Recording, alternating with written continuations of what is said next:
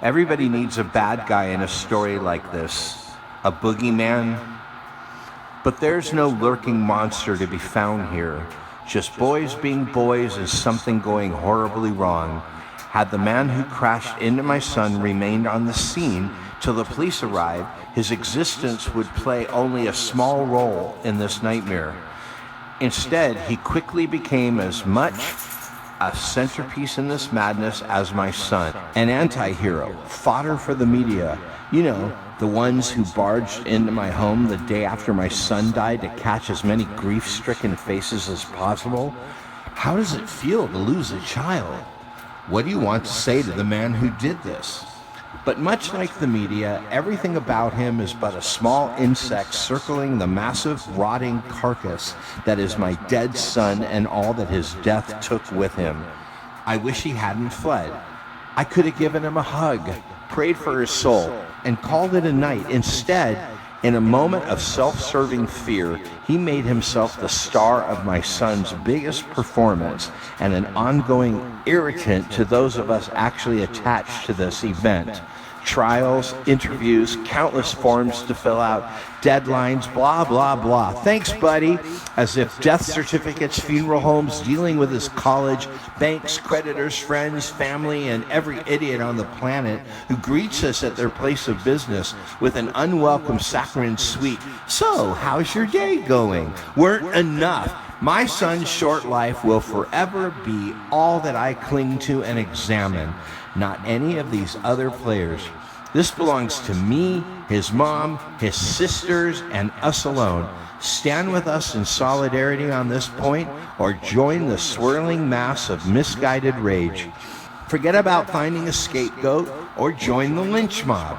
But don't expect any cooperation or participation in dialogue about him. He's not on my radar, not in my scope. I do not close my eyes at night and see a target for my rage and vengeance. I see my beautiful boy, dead, cold, taken from me far too soon, and it's ultimately him I blame. Was it worth it, son? Are you a big man now, son? Are you in heaven? With God, with all the answers of the universe, son? I begged you not to go in the first place. Did you hear my voice pleading with you in those final seconds when you knew death was inevitable?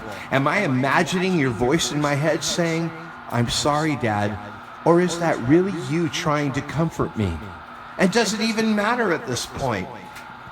It will always be in my Bible, in Jeremiah, again in Matthew. How many times have I read it? How many times have I closed my eyes and imagined the unreachable agony of loss? And now it's about me.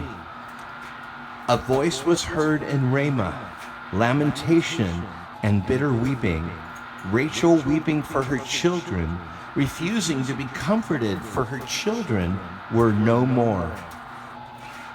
My only son has been slaughtered like the children of Egypt, the children of Bethlehem, like Jesus Christ himself.